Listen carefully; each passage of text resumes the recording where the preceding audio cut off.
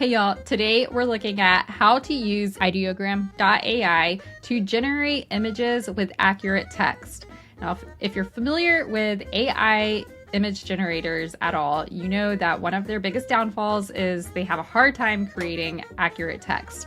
Ideogram is a little different. It does a really good job of creating text-heavy images. And if we go through their homepage here, you'll see that there's a lot of different types of content in a lot of different types of languages here, and the text is accurate.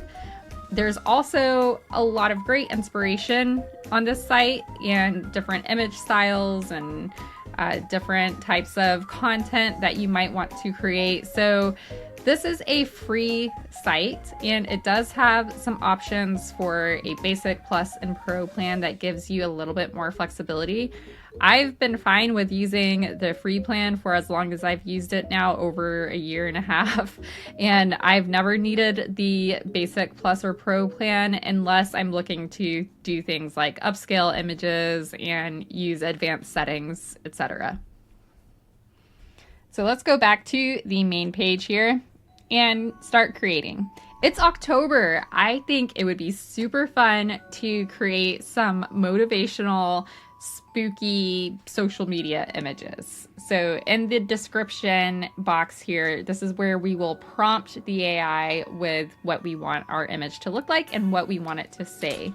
So I'm thinking there's like a zombie motivational quote: if zombies can rise from the dead, you can get out of bed. So we're gonna go with that, and I'm gonna make it a picture of like a pinup style zombie. So we'll do a pinup zombie girl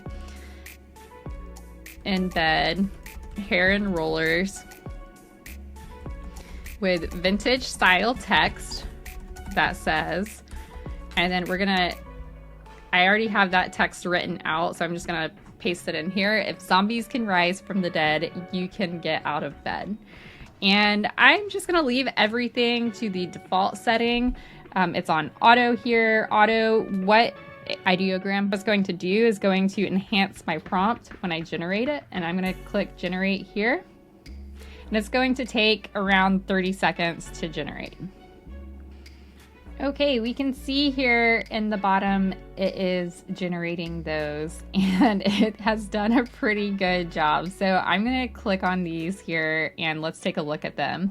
If zombies can rise from the dead, you can get out of bed. This one is so good. It's got the girl with the rollers. It has that vintage artwork. I love this one right off the bat. This is also a good one. It's kind of got that old Munster vibe to it, and the text is a little different. And this is photorealistic. I love this one too. If zombies can rise from the dead, you can get out of bed. All the text looks accurate, and I love that her like hands are kind of backwards looking. Let's look at the last one. Oh, this one, she's totally missing her eyes. So that's creepy. But if we look at each of these prompts, let's go back to the first one. So this is the original prompt that I put in. And what Ideogram does is it enhances the prompt and gives you 4 different variations. So you can see here, it's added things like she wears a pink nightgown and has dark circles under her eyes. There's vintage style text. The background is a room with a vintage decor.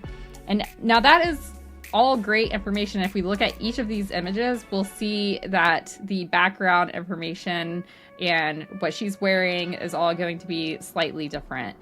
And this is a good way to learn how to prompt too, because my prompt was pretty basic. Like, I did not put any description about the room, the location. I didn't give it any other descriptors for the text besides vintage style.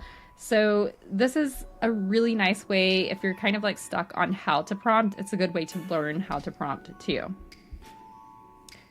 So let's look through those one more time. I'm curious which one is your favorite. Let me know if it's 1, 2, 3, or 4. I think this one is my favorite. And there are some other cool things that you can do if you liked this photo, for example, but you wanted to change her color of the nightgown, you could come in here and edit the text to say like purple, and it would generate a whole new set of images that look very similar to this one, except her nightgown would be purple. Okay, it's finished generating, so let's take a look at these. It should be relatively similar to this original one here. And we can see her hands are slightly different. Some of that zombie color is disappearing. I don't know if that's an extra eyeball, but this is, you know, essentially the same setting and similar pose, but now her nightgown has changed. She's got that going on. This one's kind of nice. I like this one. This one's kind of good too. So these two, the last two, are my favorite here. But you can see here that just changing out a few words can affect the way the image looks. And you've got those 10 free credits. Every time you use the credits, I think it's like it uses 2 credits at a time. So just remember that, and you can create up to 40 images with the free plan. Now we just need to download the image. We're going to go over here to these 3 little dots and click on those, and we can click the download button here. Again, some of these features you do have to have the paid plan, so if I wanted a high quality PNG, I would need to pay for that, but I'm just going to use the JPEG. It's going to be good enough for social media anyways, and we're just going to hit save. And I'm going to go log into my social media account and load that in so that I could use that.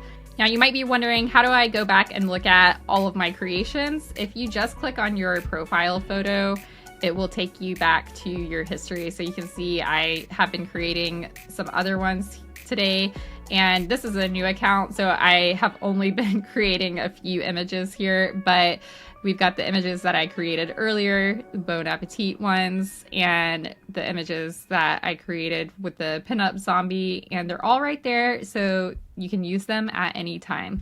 So don't forget to download them. I would love to see what images you create with this platform, Ideogram.AI, and stay tuned for more how-to videos. Don't forget to like and subscribe, and let me know what you would like to see on the next how-to video.